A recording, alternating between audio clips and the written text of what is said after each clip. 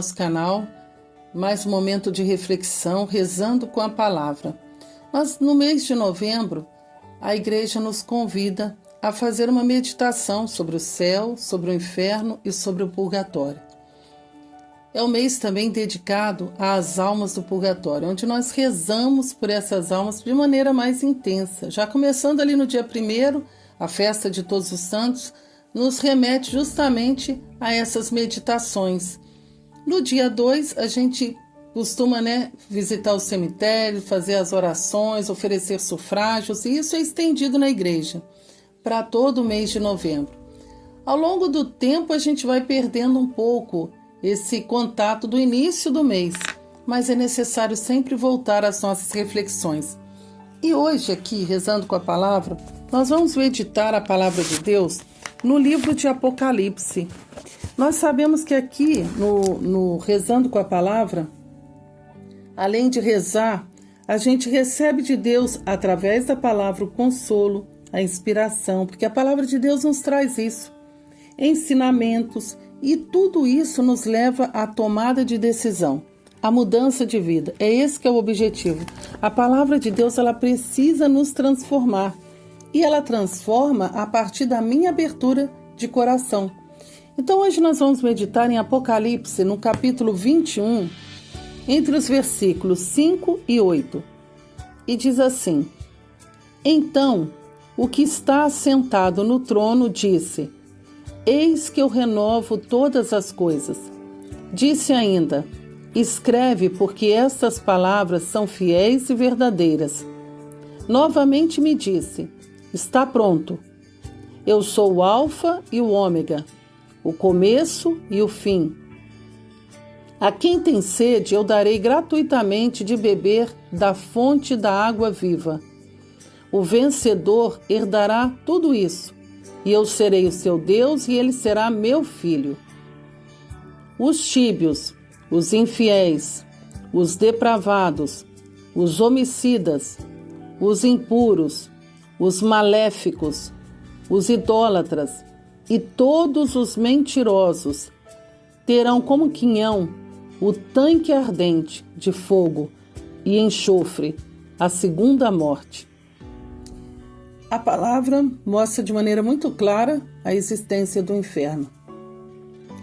Hoje o homem prefere, mesmo com o crescimento da iniquidade crescendo cada vez mais, as coisas mais absurdas, a gente se depara de vez em quando com pessoas falando: estamos no fim do mundo. É o fim, diante de tantas coisas que ouvimos diariamente no nosso cotidiano, coisas absurdas. E o homem continua esquecendo de Deus. Esquecendo não, na realidade, ele resiste a buscar a Deus. E essa reflexão é para nós. A palavra de Deus, ela diz bem clara ao que está assentado no trono, ao Cordeiro. É o próprio Jesus, o Cordeiro de Deus que tira o pecado do mundo.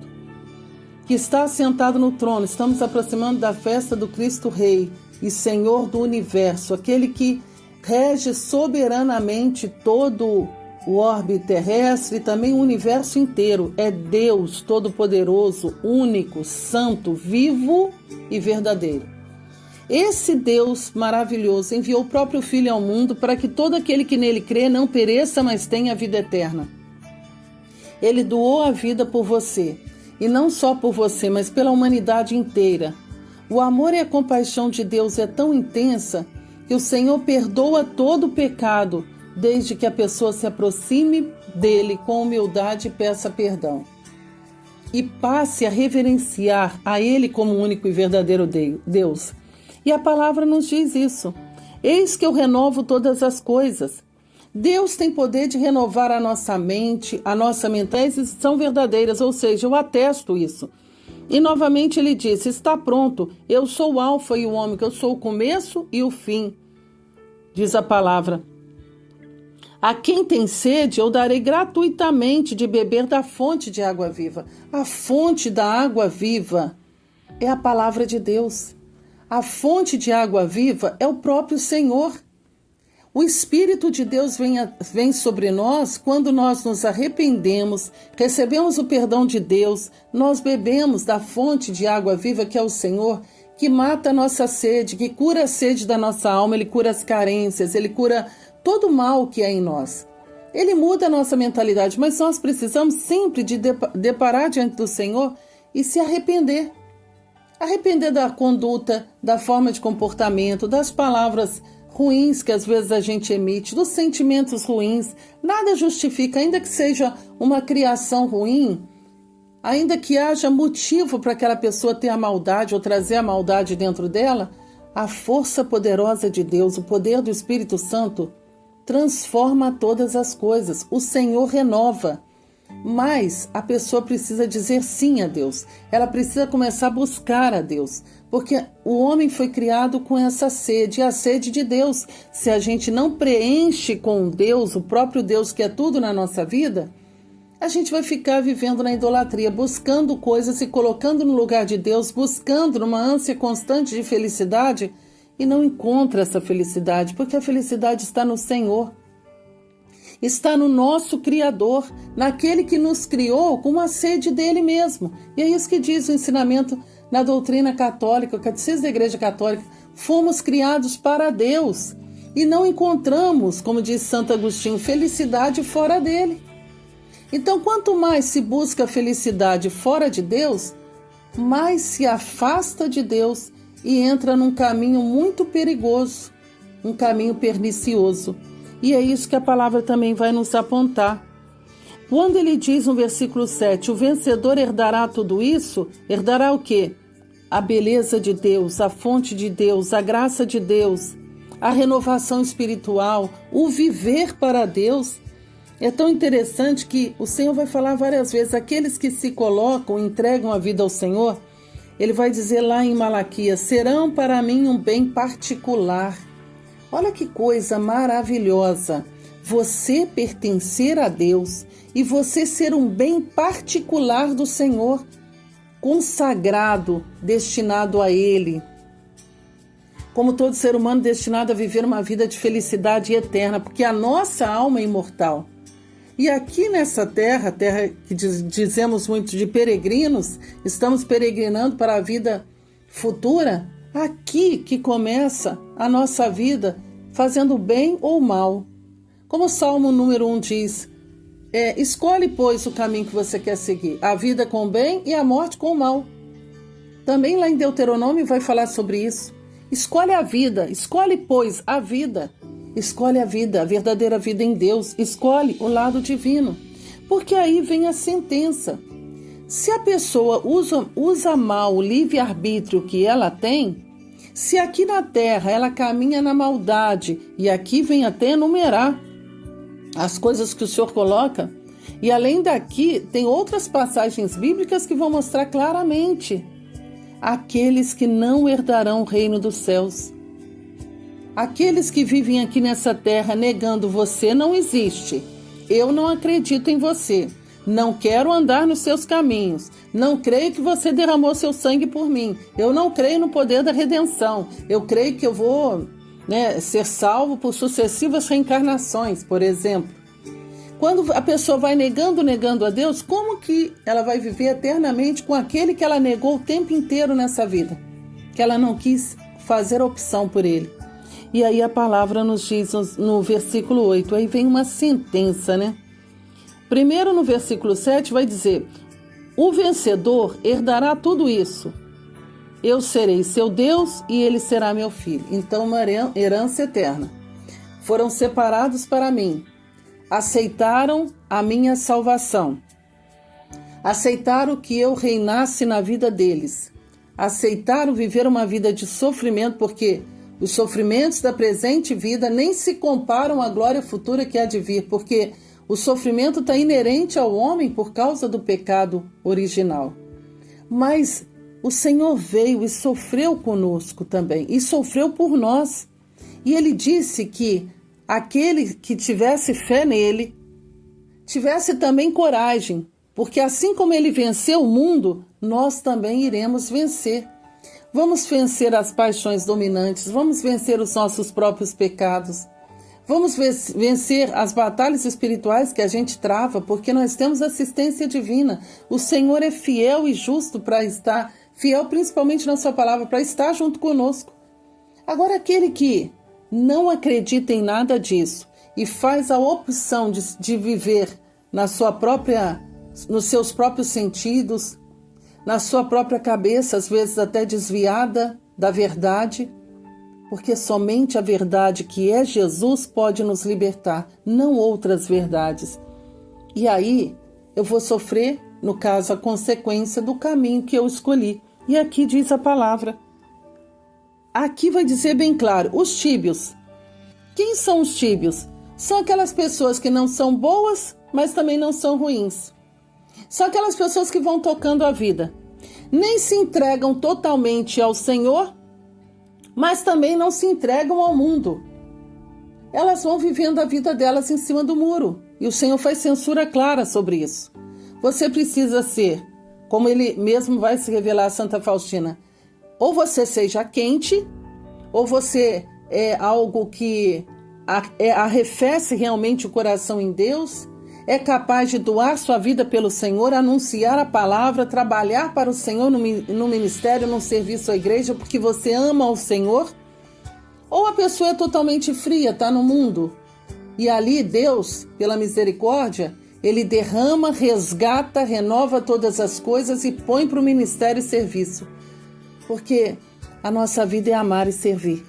Amar a Deus sobre todas as coisas, receber esse amor dele, porque quando o Senhor nos resgata, o que sentimos é o amor vivo, real, presente do Senhor, é a presença dele em nossa vida. Então ele nos resgata porque ele nos ama. E quando nós amamos, nós queremos agradar aquele que nós somos amados e também amamos. Então a pessoa se coloca a serviço. Ela serve para a glória de Deus e não para a glória de si mesmo, mas serve para a glória de Deus, serve com empolgação, serve com amor. Agora, se a pessoa fica em cima do muro, ela não consegue nem sentir a força e o poder de Deus na vida dela e também não é capaz de fazer grandes atos de caridade, ela não é capaz de sair de si mesmo. É aquelas pessoas que dizem, eu não mato, não roubo, não faço nada para ninguém, vou tocando minha vida. E não é isso que Deus quer. E o Senhor diz bem claro, os tíbios, os infiéis, aqueles que conheceram a Deus, aqueles que andaram no caminho dele, aqueles que tiveram o gozo da palavra de Deus, que até começaram a caminhar, mas podem ter se apostatado, largado a fé por desejos mundanos, por cargo, por poder, por tantas coisas que às vezes envolve dinheiro, e aí trocam o bem mais precioso que é o Senhor por qualquer outra coisa. E ele fala os depravados. Depravados. A gente hoje vê tantas piadas obscenas, pessoas gastando tempo com ociosidade, com nada, às vezes fazendo piadas que não são, que glorificam a Deus, coisas mundanas. A palavra de Deus diz que a depravação conduz ao inferno. O seu tempo é a coisa mais preciosa que existe na sua vida. Você precisa fazer uma boa gestão do seu tempo. O seu tempo deve ser um tempo para glorificar a Deus e não para perder com conversas ociosas, com depravações, com pensamentos mundanos, com pornografia, vivendo para isso, gastando horas no celular, olhando mulheres, olhando homens. Isso é depravação. Fora os pensamentos de depravação, a fornicação. Quem busca a Deus, busca viver na ordem divina, naquilo que Deus instituiu, o matrimônio, o sacramento e não a fornicação. Então a depravação, os homicidas. Às vezes a gente vê a justiça humana, ela pode até absolver. Se não houver um arrependimento genuíno, o Senhor não autorizou ninguém a matar ninguém. É claro que é outra questão, essa questão de legítima defesa, isso é outra coisa, né? A gente sabe que existem coisas que é consequência do próprio pecado, mas a pessoa premeditar a morte do outro, premeditar por causa de dinheiro, traição e tantas outras coisas, a palavra é bem clara, se não houver arrependimento, o que vai acontecer? É o fogo do inferno. Os impuros, quanta impureza! quem fica preso em televisão, quem fica preso em historinhas mundanas, é o mesmo pecado da depravação. Os malefícios. Existem pessoas más que fazem trabalho para os outros por maldade. E existem pessoas que vão nesses lugares achando que estão agradando, vendo o próprio egoísmo. O que está nesse coração? Um egoísmo, desejo de poder, desejo mundano. E aí elas se unem ao mal e ficam cultuando o mal, fazendo malefícios para os outros. Incrível como existe pessoas que só trabalham para o mal. São instrumentos do mal. Por inveja, por ciúmes, intrigas, confusões, uma vida que vive tremendamente no obscuro, nas trevas. Essas pessoas não tem como você dizer que vão para o céu. Os idólatras, e os idólatras aqui falam, é porque adora imagem. Não é adoração de imagem, não. Quem fica nesse esquema de falar de imagem são pessoas que não se aprofundam na fé e nem sequer conhecem a doutrina católica e ficam aventos de pastores.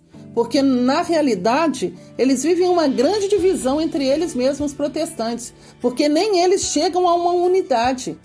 Na Igreja Católica existe a unidade dentro da diversidade de dons, de carismas. Eu quero ser carmelita, a pessoa tem um carisma próprio. Ela é franciscana, ela tem um carisma próprio. Ela é da renovação carismática, ela tem um carisma próprio, tem ali os dons próprios. Ela é dos focolares, ela é de uma pastoral. Ela vive a unidade dentro da diversidade, guiado por um só pastor. Um só rebanho, um só pastor. Uma igreja apostólica. Tem dificuldades? Tem combates? Tem, mas a doutrina da igreja não muda. Agora, as outras seitas, denominações, cada um que pensa diferente funda uma igreja. E nem todas baseadas na ação do Espírito, não. Digo que assim, se fossem baseadas na ação do Espírito, estava unida a única igreja viva e verdadeira. E as pessoas ficam se prendendo nisso, dizendo que isso é idolatria, que adora imagem, mas não conhece a doutrina da igreja. Nós adoramos a Jesus vivo e verdadeiro, nós adoramos Deus unitrino, vivo.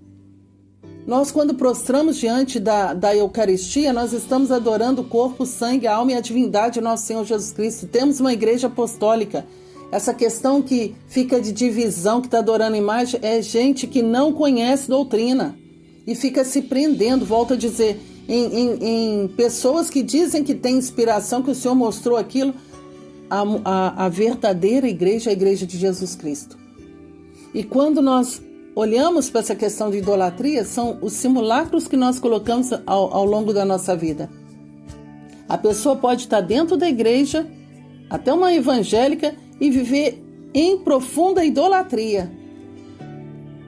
Quantas pessoas vivem coladas lá, dizendo, levantando a bandeira divina, mas vivem na depravação, vive na inveja, vive no ciúme, vive no apego a coisas, a cargos, a dinheiro, a pessoas. Basta a gente ver a questão das pessoas bajuladoras. As pessoas bajuladoras são pessoas que não têm capacidade por si mesmas de assumir sua posição, de ter opinião própria. Então, primeiro que pula na frente, tem poder, ela começa a bajular. Amanhã aquela pessoa sai, ela começa a bajular o outro. Ela não tem opinião própria. Tudo isso o Senhor nos aponta na palavra. E aqui ele ainda faz uma menção a todos os mentirosos. Por quê? Porque todos esses que às vezes vivem na infidelidade estão vivendo uma grande mentira. Deus que vê o escondido, Deus que sabe do seu comportamento, Ele sabe exatamente aonde você vive a verdade e aonde é a mentira. E é a partir daí que nós devemos meditar. Não adianta se a gente conta grandes mentiras ou mentiras pequenas. O Senhor fala que aquele que serve a mentira serve ao pai da mentira. E o pai da mentira, diz a palavra de Deus, que é o demônio. Então eu não posso ter nenhuma ligação com a mentira. Então viver de máscara, viver de aparência, não ser verdadeiro, não trazer os sentimentos de honestidade, é viver a mentira. É viver fingindo, é viver dissimulando. E isso também não agrada e não glorifica a Deus. Por isso, meus irmãos, quando nós rezamos com a palavra, quando nós meditamos sobretudo, porque rezar com a palavra tem que nos levar a meditar. a minha vida, aqueles que estão em torno de mim, estão glorificando a Deus? Será que realmente nós somos um povo consagrado ao Senhor, voltado diretamente a Ele? Se você já começou nesse caminho, adentrou, persevere, porque a palavra de Deus tem uma promessa para você. O vencedor herdará tudo isso, herdará a bênção, herdará a paz, herdará a vitória vinda do Senhor. Agora, aqueles que largarem o caminho do Senhor, apesar de várias exortações, porque ninguém vai poder um dia comparecer diante de Deus e dizer eu não sabia. Até esse rezando com a palavra, o Senhor pode falar assim, olha, eu coloquei uma pessoa lá para falar naquela palavra aquele dia lá para te alertar. E você não quis ouvir. Porque a qualquer momento nós podemos comparecer diante do trono de Deus. E quem vai nos julgar? A palavra viva do Pai. É Ele. O Senhor diz que quando veio a esse mundo, Ele não veio para julgar. Mas São Paulo vem dizendo que haverá uma morte única. E logo após a morte, o nosso juízo. E quem vai nos julgar? Essa palavra. Viveu na mentira? Viveu no homicídio, matando pessoas, falando mal delas, destruindo a reputação delas, né? Procurou a humildade, procurou uma vida de penitência, procurou renunciar ao mundo, às paixões mundanas, ou se deixou levar com muita facilidade. Você precisa tomar um posicionamento na sua vida. O Senhor coloca a vida com o bem e a morte com o mal. Você estende as mãos e escolhe o caminho que você quer seguir. A todo momento, o Espírito Santo nos interpela a fazer o bem. A todo momento, o Espírito Santo, que é fiel, ele está sempre ali nos impulsionando.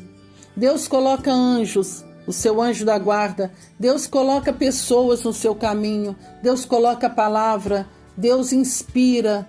Deus coloca a vida dos santos. Deus coloca um padre, a Santa Missa, a igreja. E o que você está fazendo? Negando tudo isso? E querendo seguir a sua própria cabeça?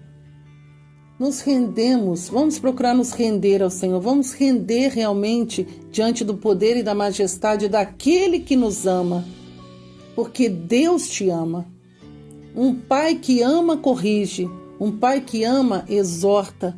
Agora aquele que não nos ama, que nos odeia, vai se revestir de coisas boas, agradáveis e vai te buscar e te empurrar para o fogo eterno.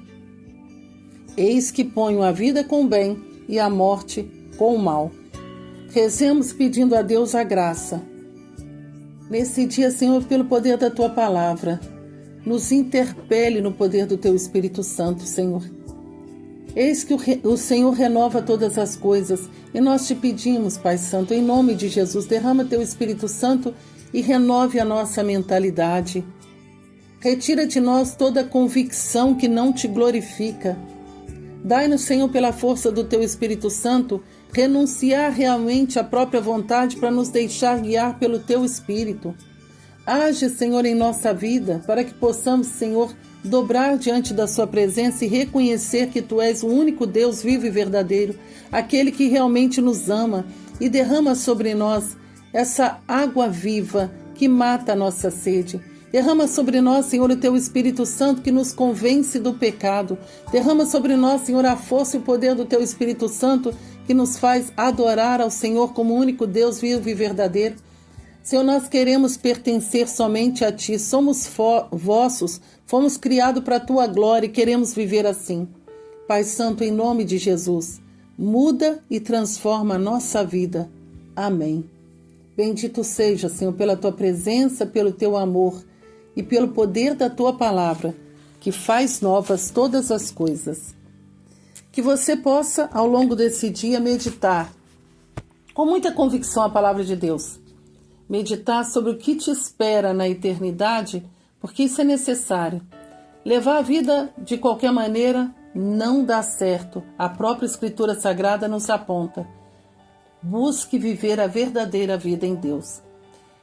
E eu peço a você que compartilhe esse conteúdo para que mais pessoas possam ter a reflexão, deixando a palavra de Deus agir poderosamente no coração, sobre a moção do Espírito. Até o próximo momento, rezando com a palavra.